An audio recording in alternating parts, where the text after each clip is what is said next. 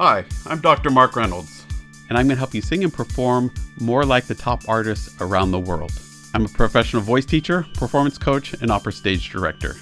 I've helped thousands of singers around the world learn the techniques and methods that got the top singers to where they are.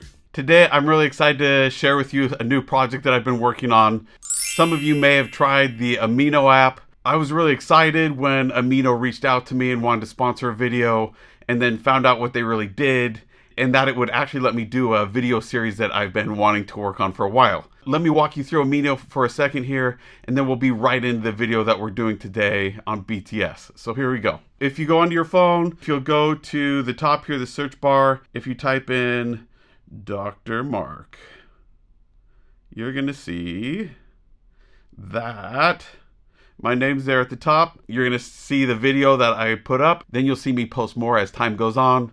I hope you check it out. Really cool, really fun. Would love to see you on there and hear what you have to say about it. Comment down below. Find me on Amino app. Comment there. I'd love to hear what you have to say. And I hope you enjoy the game. I think it's going to be really fun for you. On to our video. The video of today is I'm going to be reacting to, teaching about, and analyzing a compilation of BTS and their high notes and falsettos. Here we go.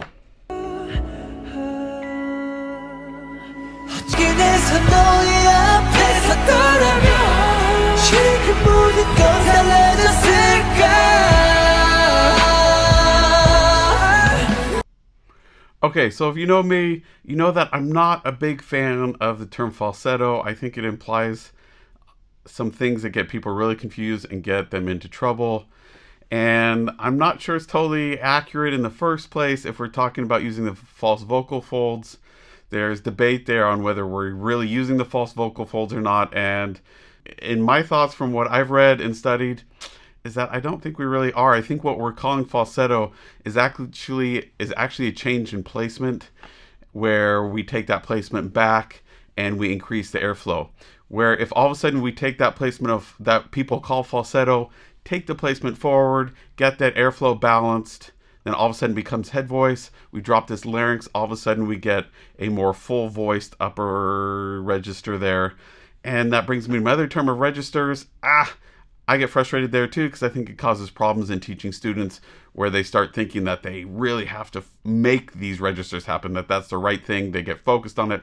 Then even before they get there, their body prepares and makes them big and clunky when they don't need to be. So why are we talking about high notes here with BTS? Well, just because it's fun. Are high notes better than low notes, or are they harder or easier? If we get that voice working right and working efficiently, it should all feel relatively easy and comfortable until our voice just doesn't phonate anymore. What I think is really fun though, in compilation videos where we're talking about high notes and falsetto, is it gives us a really good idea of what's going on in that voice, because a lot of times they're going from really low to really high. We get to hear that transition, we get to hear that whole register. That's one of the reasons we're talking about here. So when you're thinking about falsetto, high notes, all those things, try to just get rid of all those preconceptions that you have. Just listen to it and think, what is it that's making this voice sound easy? What can I learn from it? And not try to identify it as good or bad, but just say, hey, let me try to make that sound. Does it stay easy here? And if so, let's use that.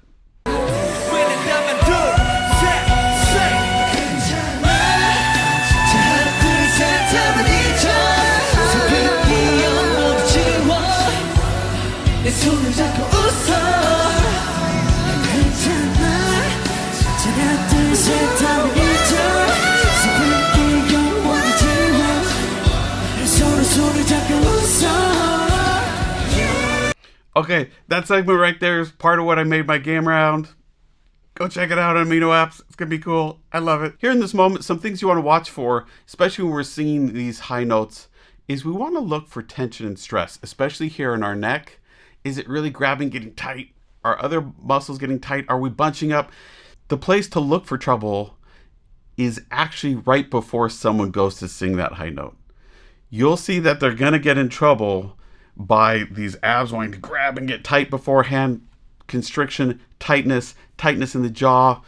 Those are the places that you're going to see a note that's going to be uncomfortable or stressful or tense or not the most efficient. So as you're watching them sing the high notes there in this last clip, do you see any tension? If so, What can they do to get rid of it? One of the first things that happens when we think about high notes that gets tense is that jaw and tongue. So the first place to go if you're wanting to get easier high notes is to release that jaw and tongue. And just start singing on those high notes with that tongue resting out of your mouth like a puppy dog. Ah! With that tongue hanging out.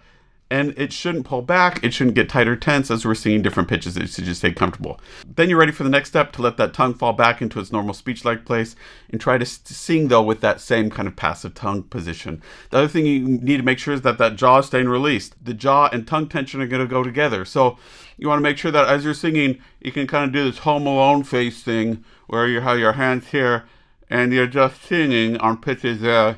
And even with your tongue hanging out, and it starts to feel really silly. Really silly. But the reason we do that is to train our body that it can sing those pitches without tension there.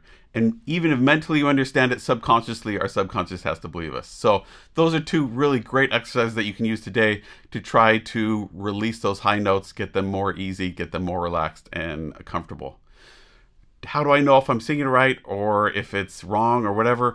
First, look here at your throat. If it's getting tight, tense, uncomfortable, especially right here under our jaw or down here on the sides of our throat, then that's a really great sign that's probably tongue or jaw tension.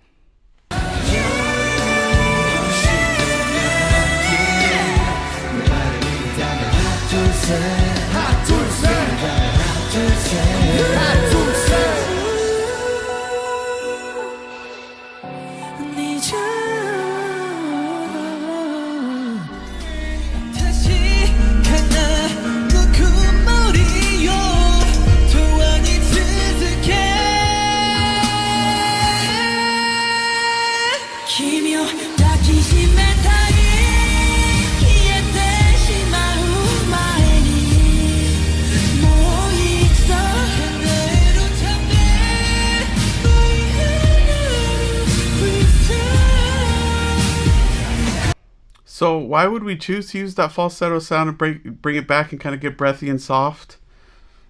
It's a softer sound up high. It's actually a really beautiful sound when used in the right moment. And here this is actually really nice.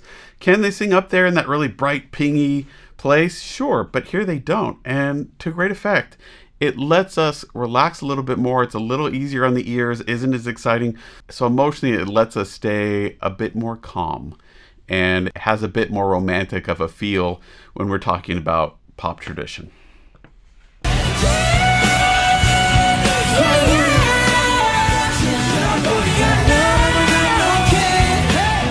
So in that last moment there, if they would have gone into a falsetto that was really back and breathy and airy, and it just wouldn't have worked. It wouldn't have worked with the song. So they didn't. They kept it nice and bright and forward. Rocked it.